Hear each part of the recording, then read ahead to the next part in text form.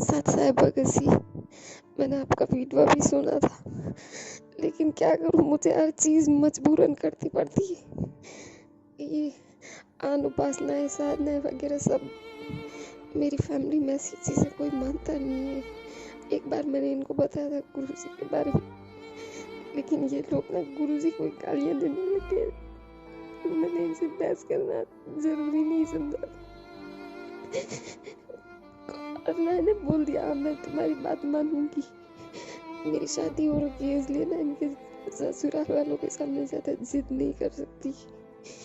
ये बोले हम तेरी फैमिली को बता देंगे कि हमारा कहना नहीं मानती है। ऐसे में क्या करूँ, मैं सत्संग वगैरह सुनती हूँ ना तो घर वालों को किसी को पता नहीं है। ये पूरे दिन सिर्फ पढ़ाई का बोलते रहते हैं। मेरे पास ना तो गुरु जी की फोटो है, ना मैं ज्योति जला पाती हूँ। जो मंत्र मिला है ना उनका जाप करती हूँ और सत्संग सुनती हूँ। सत्साई बहन जी आप परेशान ना हो, परमात्मा पे विश्वास रखिए। ससुराल वाले अभी तत्व ज्ञान से अपरिचित हैं, परमात्मा से अपरिचित हैं।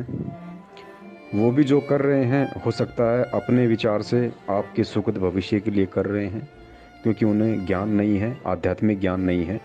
सांसारिक दृष्टि से उन्हें लगता है कि ये पढ़ जाएगी, लिख जाएगी, कोई नौकरी लग जाएगी तो इसके लिए भी अच्छा होगा, हमारे लिए भी अच्छा होगा, लेकिन वो परमात्मा के विधान से परिचित नहीं है। तो बहन मनसा हो सकता है उनकी भी अच्छी हो। तो और रही बात आन उपासना की, बहन देखो, आप परमात्मा को दिल में बसा के रखो, गुरुदेव का चिंतन रखो, गुरुदेव का मनन करती रहो। जो भी मंत्र आपको परमात्मा ने बख्शिश किया है उस मंत्र से आप लगे रहो। और यदि ऐसी कोई विशेष आपत्ति, ऐसे विशेष मजबूरी, ऐसा विशेष दबाव यदि आप ज्ञान उपासना के लिए आता है, मैंने एक फॉर्मेलिटी इसी मान के, क्योंकि देखो आप संघर्ष नहीं कर सकती। अगर आप संघर्ष कर सकती हो जब तो मीरा की तरह अड़ जाओ, और आपको लगता है कि मैं ये संघर्ष अभी नहीं कर पाऊंगी, मैं अभी इस लायक तैयार नहीं हूँ, तो बहन फिर एक फॉर्मेलिटी के लिए परमात्मा ने बताया, फिर एक फॉर्मेलिटी के लिए जैसा वो कहें फिर आप वैसा कीजिए, लेकिन ध्यान में अपने परमात्मा को रखिए। उसमें फिर परमात्मा दोष नहीं लगने देता, क्योंकि परमेश्वर अंतर्यामी है और गुरुदेव हमारे अंदर के भाव देख सकता है, स्पष्ट उनको दिखाई देती है हमारी सोच, हमारी मनसा, हमारा मनन चिंतन। तो परमात्मा बहन अंदर के भाव देखता है कि अंदर इसके क्या चल रहा है, और बाहर ये जो क्रिया कर रही है या लोग इससे जो करवा रहे हैं वो किस मनसा से करवा रहे हैं। तो आप बिल्कुल चिंता ना करें बहन, पढ़ाई के लिए कहें तो आप पढ़ती भी रहिए, और साथ में जब समय मिले तो परमात्मा का सत्संग सुमरण भी आप करती रहिए। समय बीत जाएगा, ज़्यादा समय नहीं है बहन, परमात्मा जल्दी ही दया करेंगे। मालिक को भी पता है कि मेरी आत्माएं किस कदर परेशान हो रही हैं, कैसे कैसे जुल्म, कैसे कैसा संघर्ष का सामना उन्हें करना पड़ रहा है। और कोई बाप नहीं चाहता कि उसका बेटा बेटी इतना परेशान हो, दुखी हो। हमारी आंखों के सामने हमारे बच्चे को अगर इतना कोई दबाए, परेशान करे, तो बहन हम लोग लड़ जाते हैं, भिड़ जाते हैं, सहन नहीं कर पाता एक सामान्य इंसान।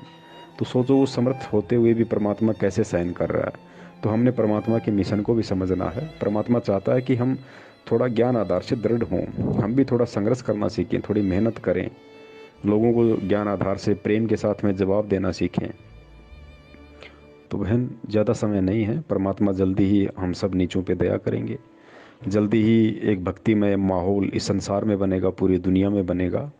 ठीक है, उससे पहले यदि कुछ उथल पुथल होनी है, कोई युद्ध की स्थिति होनी है, क्योंकि देखो संसार में सभी आत्माएं भक्ति के लायक नहीं हैं, और जो आत्माएं भक्ति के लायक नहीं हैं बहन, उनका सर्वनाश भी निश्चित है। तो हो सकता है वैश्विक स्तर पे कुछ घटनाएं ऐसी घटेंगी, काफ़ी लोगों का सर्वनाश होगा, काफ़ी लोग अकाल मृत्यु को प्राप्त होंगे।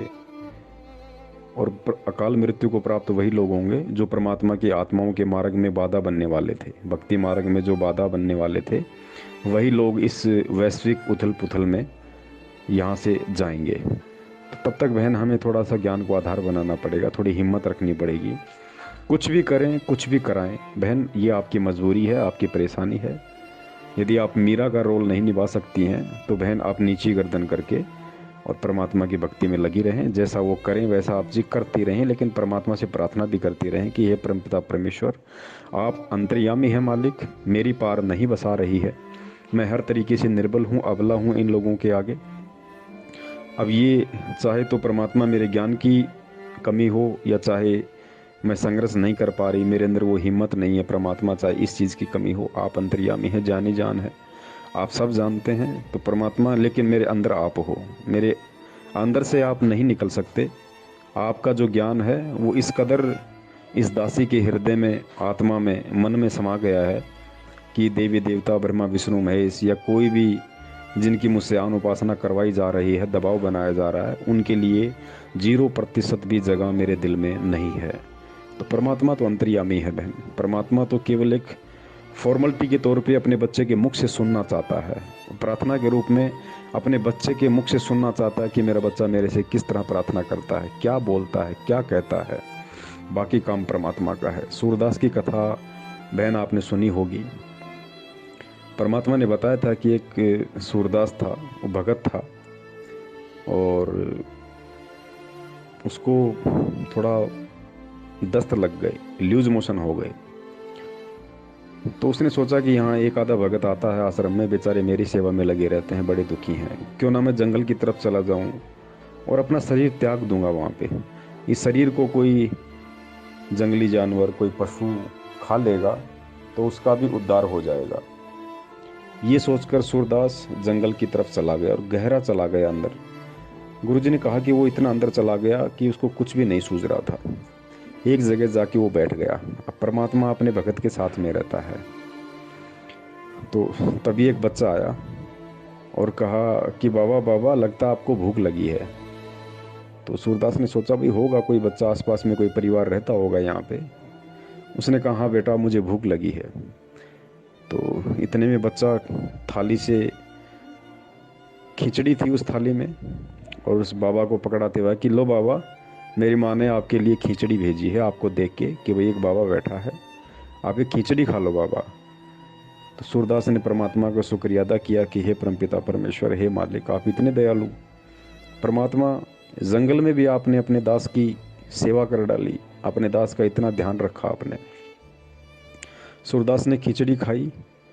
खिचड़ी खाते ही गुरुदेव ने कहा कि सूरदास की लूज मोशन बंद हो गई, उसकी जो भी बीमारी थी एक तरीके से समाप्त हो गई। सूरदास बच्चे को आवाज़ देने लगा कि बेटा थाली ले जा, बेटा थाली ले जा। कहीं से कोई आवाज़ सूरदास की नहीं सुन रहा था। इतने में गुरुजी ने बताया कि उधर से कुछ गडरिए थे जो भेड़ बकरियां चराते हैं, तो उनकी कोई भेड़ बकरी वगैरह खो गई थी। उसको ढूंढते ढूंढते वो लोग उधर से आ रहे थे। तो उन्होंने सूरदास की आवाज़ सुनी तो सूरदास के पास गए। सूरदास कह रहा था कि ले जा बेटा, थाली ले जा बेटा, मैंने खिचड़ी खा ली बेटा, थाली ले जा। गडरी आए और कहा कि बाबा किसको आवाज़ दे रहे हो? बोला भाई एक बेटा था अभी यहाँ पे, उसकी माँ ने खिचड़ी भेजी थी, और भाई ये थाली के लिए मैं कह रहा हूँ कि बेटा अपनी थाली ले जा। तो गडरिया ने कहा कि बाबा आपका दिमाग ख़राब हो गया लगता हमें, आप कहाँ हो आपको पता है? आप जिस जगह बैठे हुए बियाबान जंगल है, यहाँ से तो कई किलोमीटर दूर कोई घर तो छोड़िए कोई गांव भी नहीं है, किसको आवाज़ लगा रहे हो आप? तो सूरदास चूँकि भगत था, परमात्मा की आत्मा थी, अंदर से उसको चेतना हुई, वो समझ गया। उसने कहा भाई ठीक है भाई, मैं समझ गया भाई कौन था क्या नहीं था, किसने खिचड़ी खिलाई। सूरदास के अंदर एक जोश पैदा हो गया, एक उमंग पैदा हो गई, नई चेतना जागृत हुई उसके अंदर। और सूरदास वापस उसी तरीके से जैसे जंगल में आया था, उससे भी तेज गति से और लंबे लंबे पैर रखते हुए वापस आश्रम की तरफ जाने लगा कि जब परमात्मा मेरे साथ में है तो घबराने की ज़रूरत कहाँ है। जिसने मुझे जंगल में संभाला वो मुझे आश्रम में भी संभालेगा, हर जगह संभालेगा। और वे बाकी का जीवन में परमात्मा की भक्ति में लगाऊंगा, मरूंगा तो उसके लोक में जाऊंगा, जीवित रहूंगा तो उसके नाम को सुमरण करूंगा। तो लंबे लंबे कदम रखते हुए गुरुजी ने बताया कि सूरदास वापस चल रहा था। वो ये नहीं देख रहा था आगे खड्डा है, आगे कंटीली झागड़ियाँ क्या है क्या नहीं है, उसके दिमाग में सिर्फ परमात्मा चल रहा था, सिर्फ परमात्मा। एक समय ऐसा आया कि आगे बहुत बड़ा खड्डा था, गहरी खाई थी, सूरदास को पता नहीं था, वो तो बिल्कुल मगन मस्त होके परमात्मा के प्रेम में चला जा रहा था। सूरदास का एक पैर जैसे ही उस खाई में रखने को हुआ, तुरंत पीछे से आके एक व्यक्ति ने उसका हाथ पकड़ लिया और कहा कि सूरदास जी बाबा कहाँ जा रहे हो बाबा? अरे कम से कम देख तो लो आगे कितनी गहरी खाई है, कितना गहरा खड्डा है। ये तो मैंने देख लिया आपको और दौड़ के आपका हाथ पकड़ लिया, वरना एक सेकंड भी नहीं लगती आपको खाई में गिरने में। बताओ, थोड़ा बहुत तो देख के चलो कम से कम। बहन, गुरुजी ने बताया कि सूरदास ने आव देखा ना ताव, और जिसने उसका हाथ पकड़ रखा था, सूरदास ने बड़ी तेजी से लकड़ी फेंक दी और उसके पैर पकड़ लिए। पैर पकड़ के बैठ गया। बोले भगवान, बोले हे परमात्मा, आधा घंटे पहले तो चकमा दे के निकल गया, अब नहीं निकल सकता, अब नहीं छोड़ूंगा परमात्मा, अब चकमा नहीं दे सकते आप सूरदास को। तो वो व्यक्ति बोला, अरे भाई तू तो अच्छा आदमी यार, तेरी जान क्या बचा दी, मेरे तो गले पड़ गया।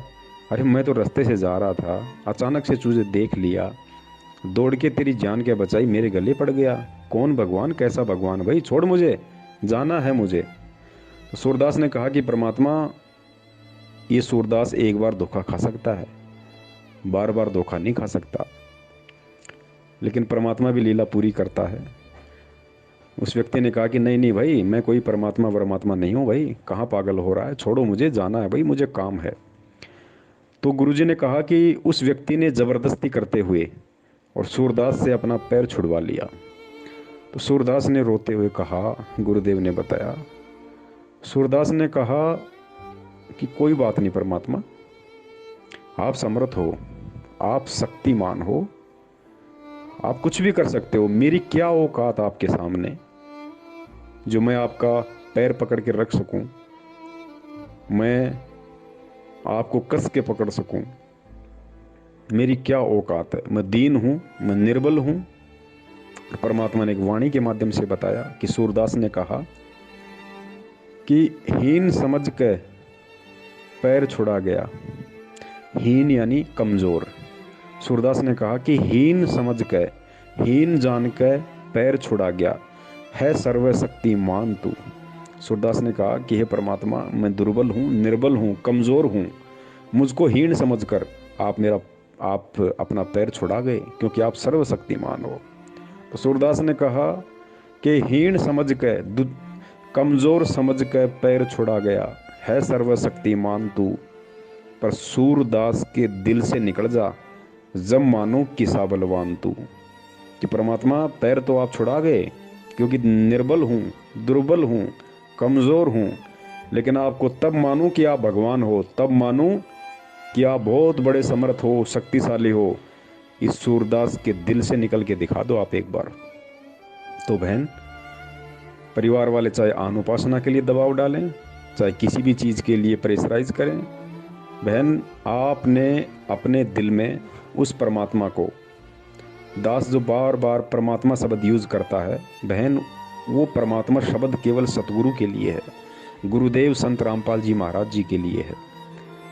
तो बहन, ये चाहे कितनी आपसे आन उपासना करवा लें दबाव बना के, मजबूरी में, लेकिन जिस तरह आपने अपने सतगुरु को, अपने परमात्मा को अपने दिल में बैठा रखा है उस सूरदास की तरह, उसको कोई नहीं निकाल सकता बहन। वो देवी देवता, ब्रह्मा विष्णु महेश, माता गणेश उस परमात्मा की जगह पे आके नहीं बैठ सकते, उस परमात्मा की जगह 7 जन्म में भी नहीं ले सकते, क्योंकि ज्ञान ही ऐसा है।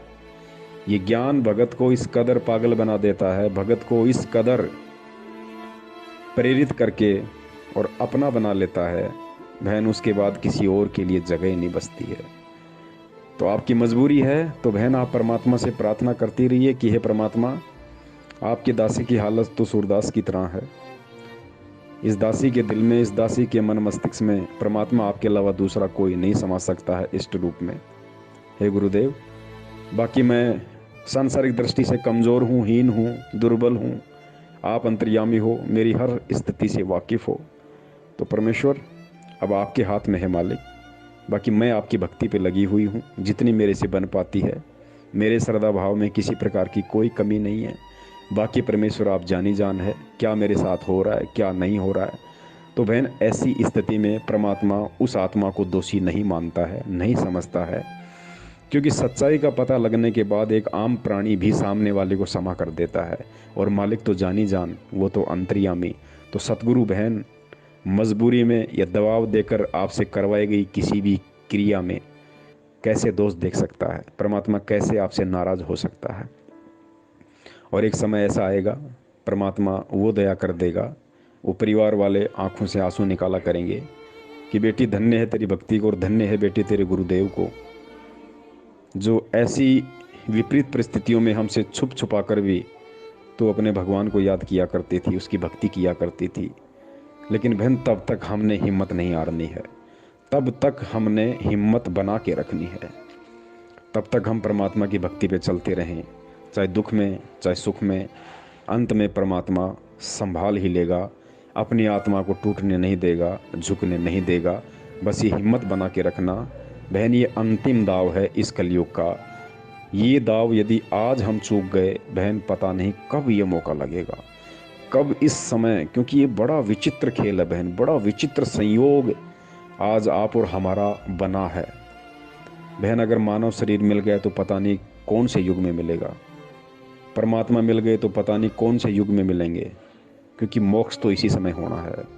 अगर हमारा मानव जन्म भी हो गया और ये परमात्मा नहीं मिला, ये समय नहीं मिला बहन जी, बहुत असंख्य कल्प युगों के बाद गुरुजी ने बताया कि ऐसा विचित्र संयोग बैठता है, ऐसा विचित्र संयोग। कलयुग की ये बिचली पीढ़ी, कलयुग की बिचली पीढ़ी में 1997 के आसपास हमारा जन्म, और 1997 में परमात्मा द्वारा उपदेश,